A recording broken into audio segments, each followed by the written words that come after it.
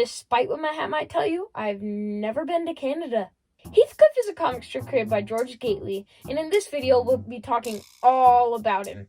Like the M&M mascots, this video comes in 5 parts. But Jack, what about the blue one? I hate the blue one. Part 1, Heathcliff did it first. You might be looking at Heathcliff and think, wait, isn't that a ripoff of Garfield? Garfield. Sound like Ellen when I said that. There are more than a few similarities between Heathcliff and Garfield. But since Garfield is more popular, that just means that Heathcliff is a ripoff.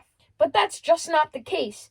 You see, Heathcliff was created in 1973, and Garfield was created in 1978.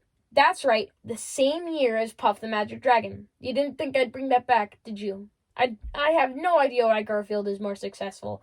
But what I really don't understand is why is Garfield stealing everything that Heathcliff has? If Heathcliff has a book, so does Garfield. If Heathcliff has a TV show, so does Garfield. If Heathcliff has a movie, so does Garfield. And heck, if Heathcliff has a racing game with a furry pun in it, so does Garfield. Ooh.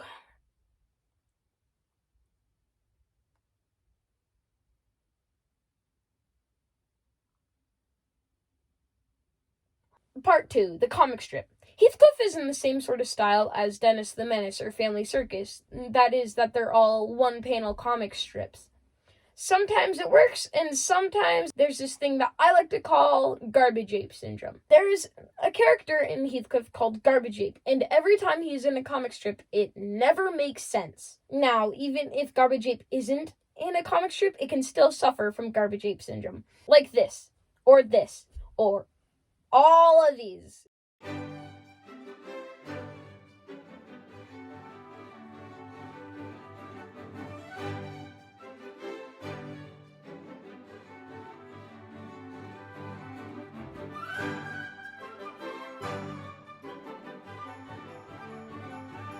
In the comics, Heathcliff is known to hate dogs. It's not that they chase after Heathcliff. In fact, Heathcliff actually chases after them.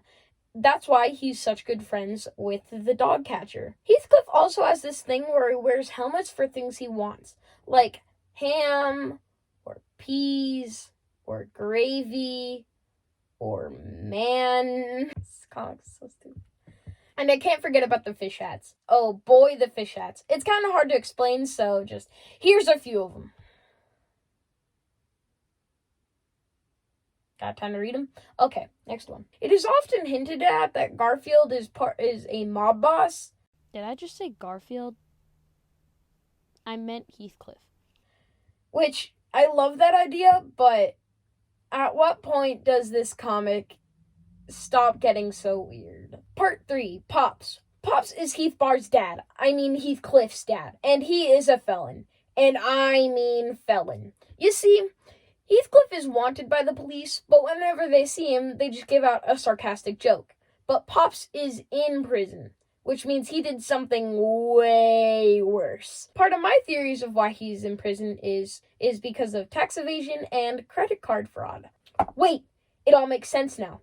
Pops was the mafia boss to the Alley Cat gang, but Pops got too greedy with the money, and he never bribed the police to stay off his back. He went to prison and told Heathcliff that he'd have to take care of the mob until he got back. Heathcliff was smarter with the money and he paid off the cops. He also made allies with the dog catcher so that he could threaten his clients, the dogs, about how if they never paid him his fishing time, he'd send him to the pound. The fishbowl helmets are to show who their allies are and who are fresh meat. So yeah, Pops is my favorite character.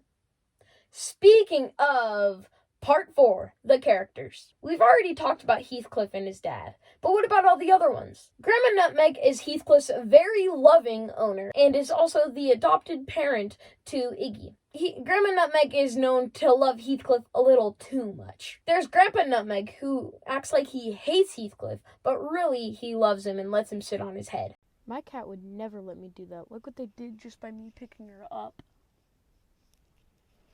Don't forget about Iggy. He's the Nutmeg's child, and is also Heathcliff's second in command. There's Sonia, Heathcliff's love interest and fellow cat. You can't forget about Spike the Bulldog. He's Heathcliff's arch nemesis, but Heathcliff always wins in the end. Crazy Shirley is a cat that loves Heathcliff to an insane degree. She's like that one kid at school that tries to hang out with the popular kids because she has a crush on the hottest boy there.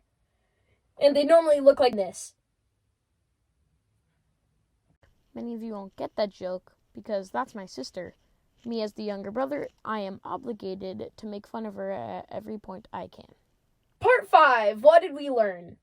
Absolutely nothing.